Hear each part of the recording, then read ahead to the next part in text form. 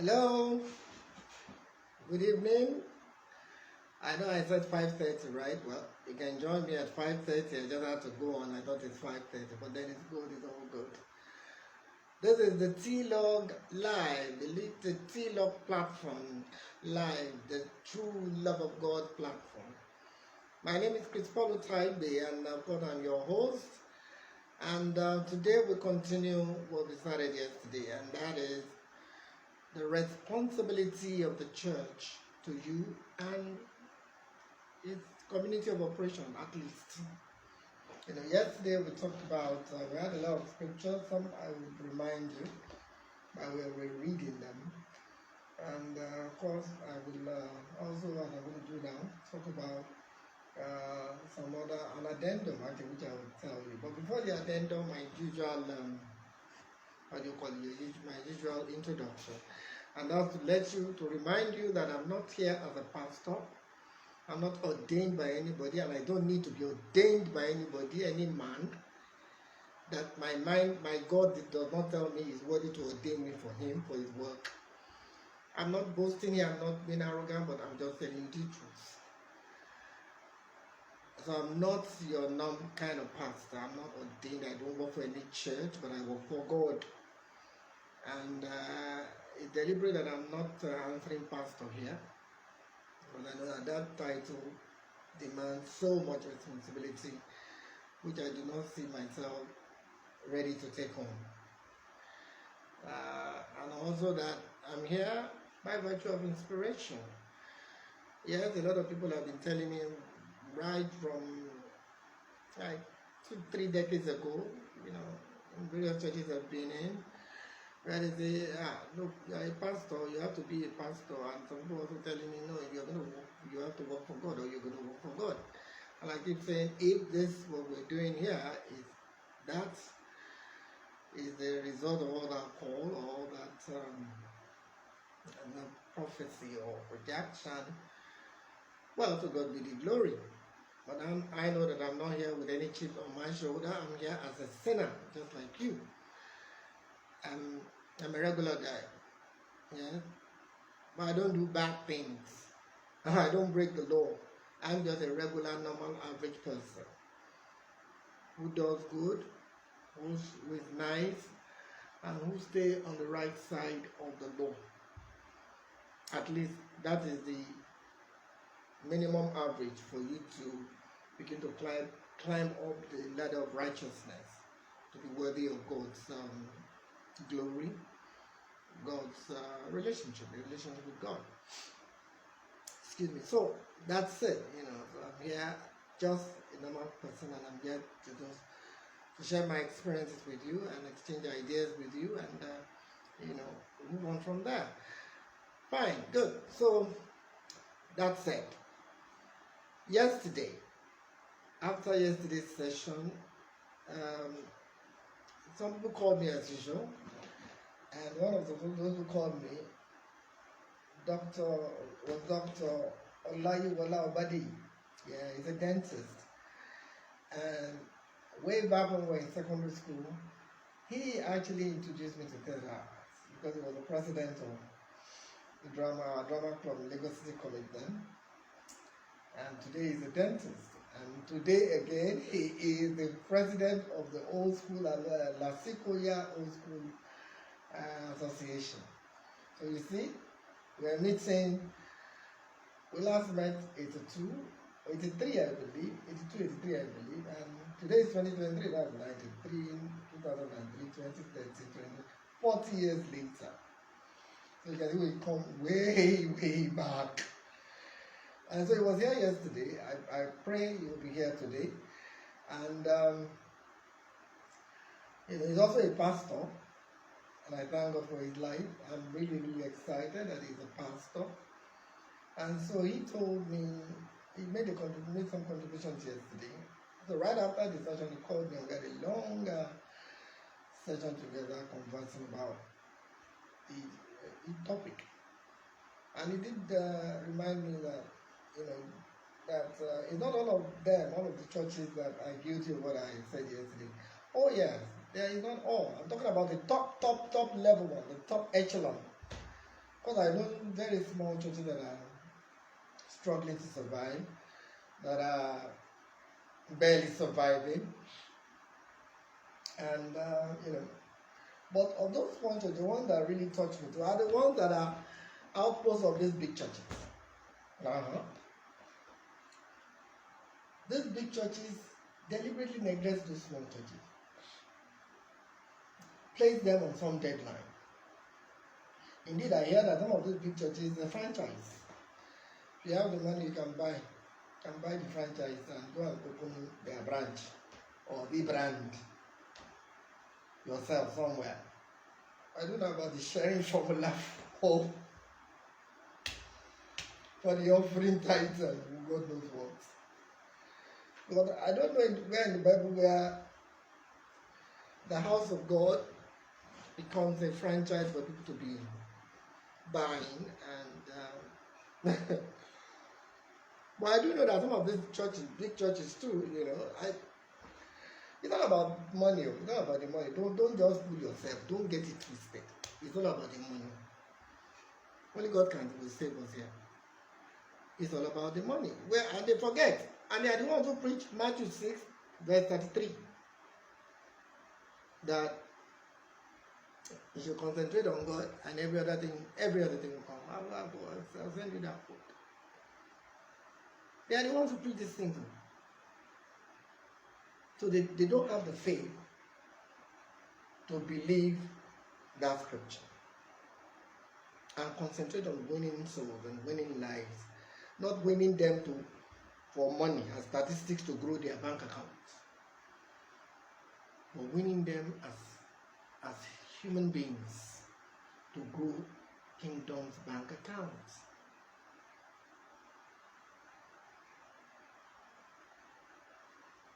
Apart from the Pentecostal church, I know the Catholic too. Even though they are more organized, they are better, they are a lot more decent. Because, they are not looking for the father or the reverend father to go and be raising money now. Parishioners, if you have parishioners, fine. If you don't have, okay. But there's something that they do that really I'm not really pleased with. Because I know that at some point I served in the harvest committee in the Catholic Church. And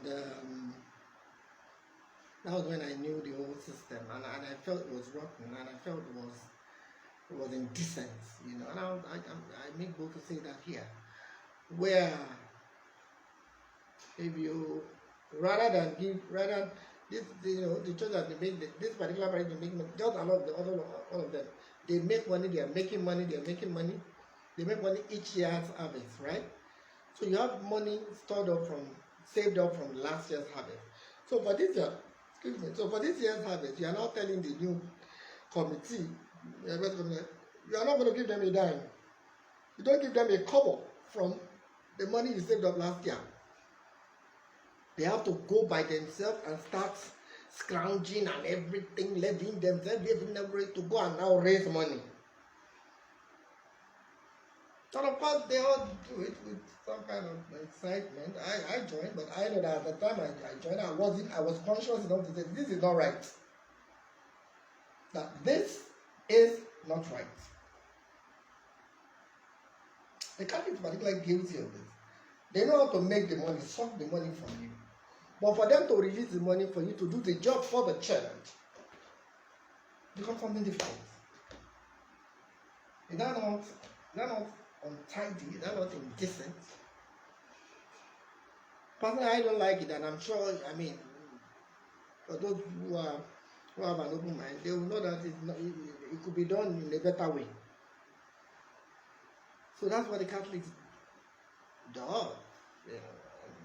For the Pentecostal churches, what they do is that they go and open a branch, and they put somebody there to go and not really to go and pass, because that's how those come in to preach and pray and all of those things. I'm sorry to say this, they're just window dressing. The main cocoa of the issue is go there, raise money. I'm sure you know that they give them deadline, like as if it's a bank.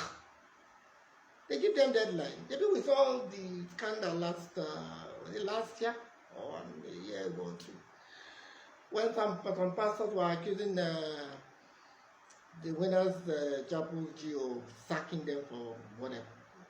They made a whole trouble out of it. And of course, yeah, Geo also defended it. I said, well, if we put you somewhere and you don't make money or whatever, I think he said something like that, or implied something like that. I thought that was good. Like you can't make money or something like that. What are you doing there? So you can see it's all about the money, and it should stop. You know, we are saying this so that you and I can open our eyes and stop being extorted in the name of God. Oh yes, look, I will not dispute the fact that, to go to church, the environment, everything is a social, it's become at best a social networking center. They've removed the God from most of these churches. They have removed God from most of these churches, if not all of them, really. Most of it, let's be modest. Most of these churches, there's no God there. I'm not here to criticize anybody, but it is the truth. It's in the scriptures now. But that is not to say that the churches should close down. All the churches we are praying for the churches to do is to have a renewal of their own mind. They now need to renew their minds for Christ, for His work. Because the truth of the matter is this: the church is most suited today and best positioned today to save Nigeria, indeed to save Africa. They have the resources, they have the money, they have the people, they have the ideas, and they got God. But this last one, God, they got Him here, but they don't have Him. God is waiting for them to come and connect, so they can sweep the whole place. So that's the thing. So, it's today I'm really going to go break these things down, and you all see for yourself, judge for yourself, be yourself, whether what I'm saying makes sense or not. Right now, this country, that's where the matter is. That's why we are running a series. This country is going to the dogs. We have now seen that people in government deliberately impoverish the citizenry so they can manipulate them using their poverty and hunger and everything to do what they want to do. The only defense, and perhaps the last defense they have now is the church. For the Christians, for the Muslims, of course, it's their mosques. But I'm talking about the Christians, because I'm sure the Muslims will know how to sort themselves out. And also will live from what we're saying here. The church is the last hope. It's no longer the courts now. The church is the last hope of the common man who is a Christian. For anything, including justice. And I will prove that to you.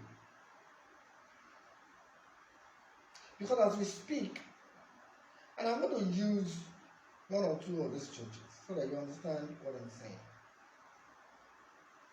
I think I have more experience in the winner's chapel as a winner. And of course, the family where Oyedepo's riches is no longer a secret now. He's the richest pastor in Africa, as said. And he has no less than $4 billion. So I'll work with that. We are not talking about the church's money itself. So if he personally has a wealth, financial, monetary wealth that is in the region of over $4 billion. You know what $4 billion is? Good. Nigeria itself, Nigeria, federal government of Nigeria was looking for that kind of money at some point to borrow to fund budgets. So one person has that money. He's not in government, he didn't steal government's money to God be the glory. Or somehow he got the money from child, from whatever, he got it. So I know Yedepo for it, if I were Yedepo, okay, I know that there's this obsession about to build a theater, you know, so that the 100,000 seat capacity. I'm sure by now maybe they will have finished that, right? So that, you know, I'm so happy. But what I also know is that the largeness of your congregation does not really confirm, or not really, not a guarantee that God is there. But God, I want to believe God is in winners and God is in any church, in every church. So please, when I say there is no God, that's my own opinion. But they all believe so that God is there. And I want to believe with them that God is there. So I want to say that if I was to be Oyedepo, Bishop David Oyedepo, and I have billions of dollars of my money, my personal money, all I need to do is to take $1 billion. $1 billion out of $3 billion. Okay, you can say that's more, but that's when you look at where will you finish spending that money to the unknown? So I will take $1 billion out of my $4 billion. What will I do? I said, okay, fine. I'm going to concentrate on agriculture, ICT, and what else? Medicine, hospital, medical medicine, yeah? Hospital, health, thank you. So how do I go about this? Now listen properly to me. I said, okay, fine. All my state coordinators, let's start with agriculture. All my state coordinators, please, each of you in your state, go and find hectares of land. Buy. Free land would be hectares that would, you know. And I was okay for each of you. Let's say, for instance, you will do crops that you have competitive advantage in that particular state. So let's say, for instance, or your let's say Osun State. Osun State is given cassava. Among you can plant every other thing or any other thing, but your main business, your main crop business will be cassava. For instance, for Osun, some may be palm or palm kernel, some may be something else, maybe this, maybe that. It's not to say that you can't plant every other thing, but some can be cocoa and every other crop. But that one that you're giving is your major business. So let's say Osun now says, okay, our job is to, because they will give it to you as a template of upstream, midstream, and downstream. Not only oil and gas that runs all those streams. Upstream means taking it from the ground. Midstream means refining it and managing it. Downstream means distributing it. So that's why it says upstream, midstream, downstream. So that means that and the Osun State winners will say, okay, we are using our own is cassava. So everything that comes out of cassava, we are responsible. So what it means is that when they give you a particular crop, like Osun now giving cassava, it means that that is what it will distribute to the rest of the winner family all over Nigeria. Ditto the guy whose business is cocoa, the guy whose business is palm kernel that will bring, or palm oil that will bring that from that palm kernel. So let's say cassava, because I say cassava because we all can identify with it quickly. Why? Because Gary comes out of it.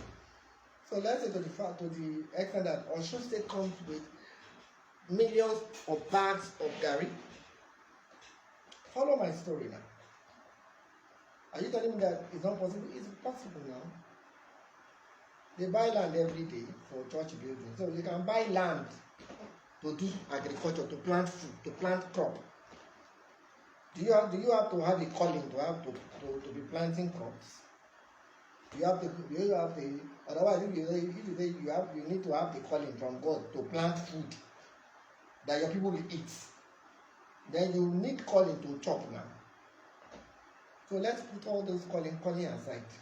But we don't know nobody recorded God calling him on their phone or in their dreams or wherever.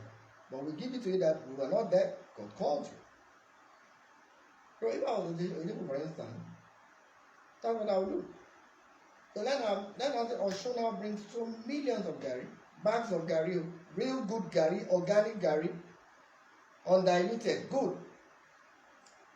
And then they said, sir, this is Gary, or plenty millions of Gary, or bags of Gary, that can feed 5 states put together. And then people say, well, thank God, to God be the glory, we have all this bags. So, but I'm not here to feed Nigeria. I can only feed winners, members of this church. So with this, we have enough, almost more than enough to feed our members. So, but it is for our members. So, if the same bag of Gary down, I think about 30,000 now, thereabout. 30,000 now, thereabout. That's the going rate in the market. And then you say, well, if they are selling 30,000 in the market, and I want it even bigger than the ones they are selling in the market, we shall as well sell it for 10,000 to winners only. To winners only. Winners members. Do you know that if the minute that happens, everybody starts to rush into winners to buy Gary? They want to become winners just because they want to buy Gary, a big bag of Gary for 10,000 naira. So winners membership will explode. But knowing Nigerians, when people will say, well, no. You know, only when you come on Sunday that you buy this Gary, no. We are going to decentralize the sale of this Gary. How do we do it? Every cell officer, cell pastor, will sell it to your own cells, home fellowship. And for you to be qualified, you must have been a good attendant. You must have attended for no less than 1 month.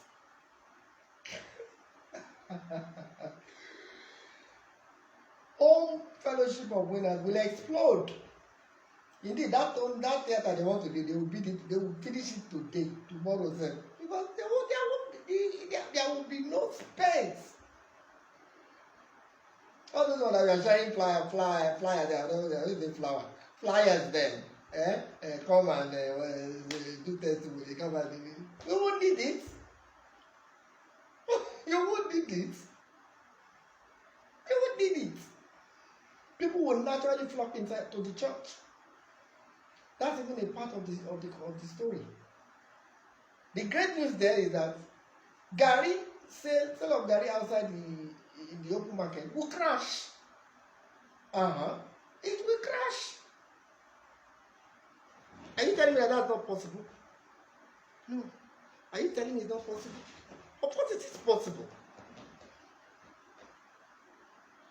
Are you telling me Ojedipo doesn't have $4 billion? Of course he has. So if he has it, it's his own. It's not federal government, it's nobody's own, it's not even the church's own. Are you now telling me that if he chooses to bring down $1 billion, that he can decide to bring down $1 billion down? He can now. I'm even saying $1 billion. It could be 100 million out of the money that he has. So if that's agriculture, what about health? Health is even the easiest.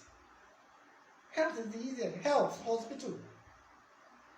Are you telling me that Ojedipo cannot tell his church members or his church officers all over the country to say that because going to hospital is now expensive and all of those things and all of those that and all that? Are you telling me that he cannot decree and say that from henceforth, of course, having done the logistics, the management, the administration for this, what I'm going to say now, from 9 a.m. to say 5 p.m. or 4 p.m.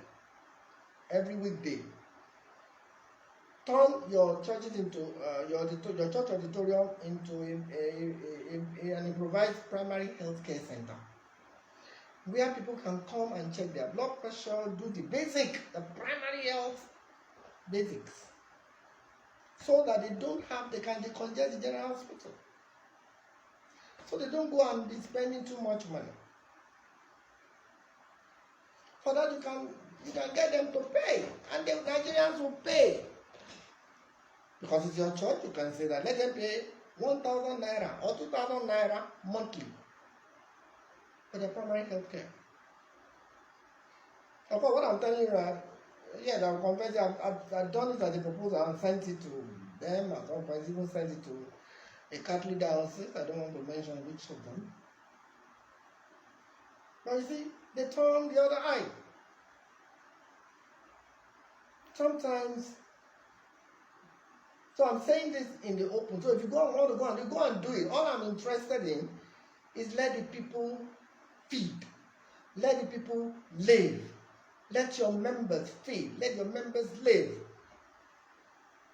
It's not rocket science, because you have the resources. You don't need to beg anybody. And back to that agricultural one, you are not giving it for free.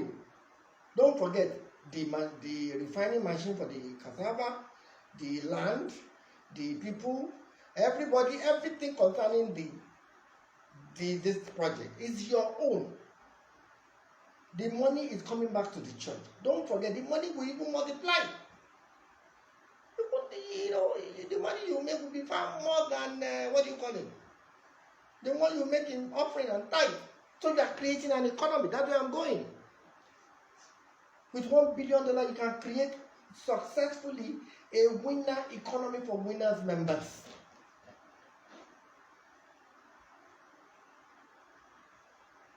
This one, the way you can create a redeem economy for redeem members. MFM, same. Deeper Life, same.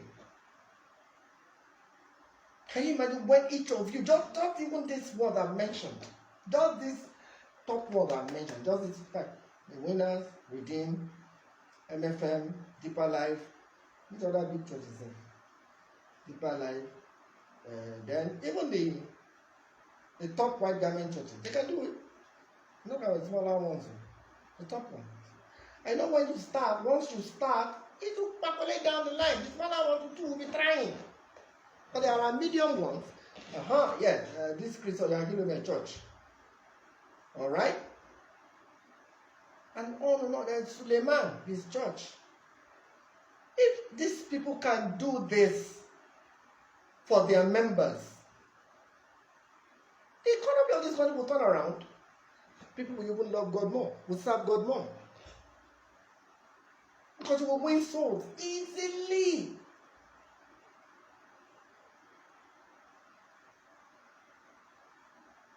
You will win souls easily.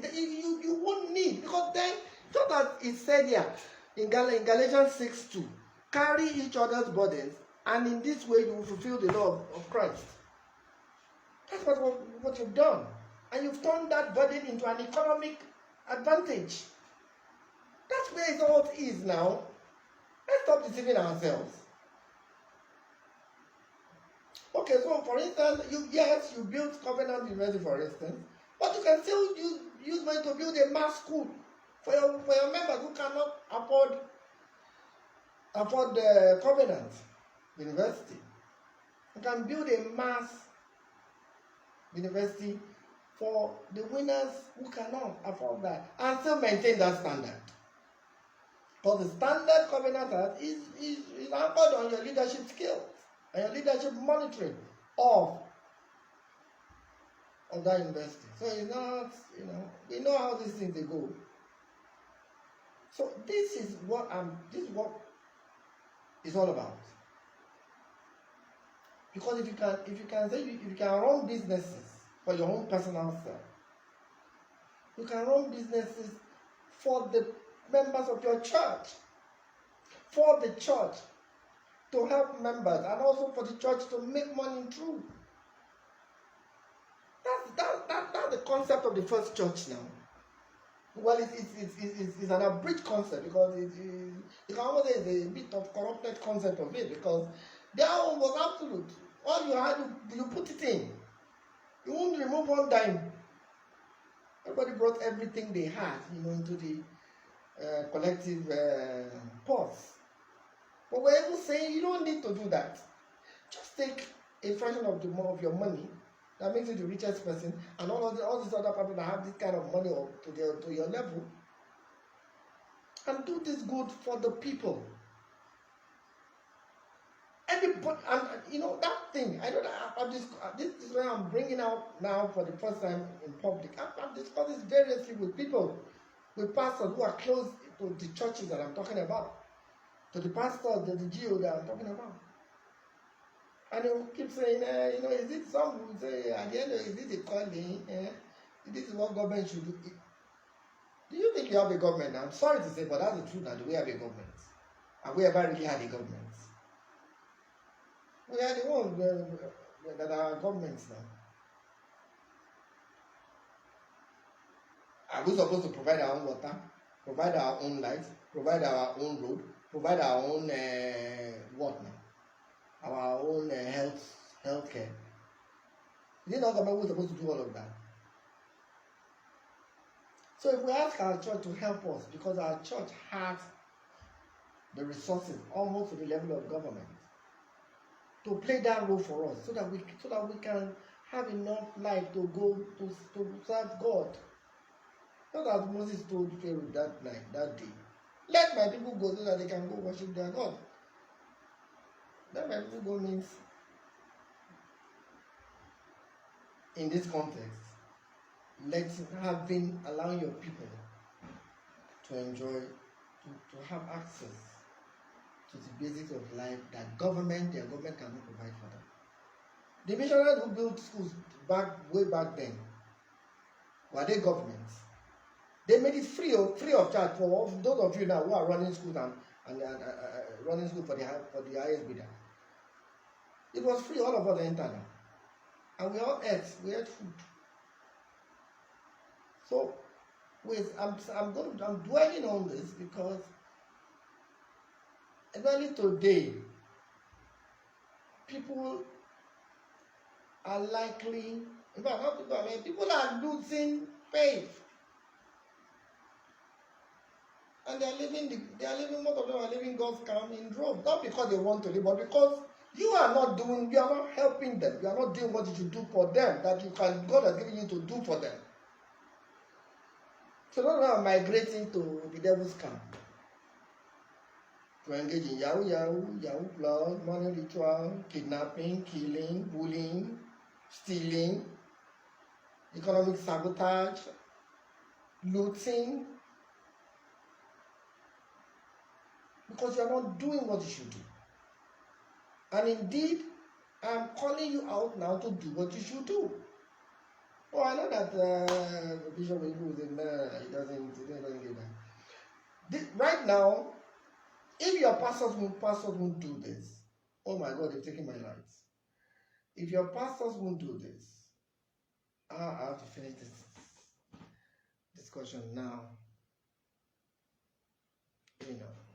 Oh my God, there's no light. So I guess I have to shut this down and repair the light and then come back to continue this discussion. Please bear with me. You can see I don't want to spend too much on this talking to you in the dark. I'll come back. Thank you. God bless you.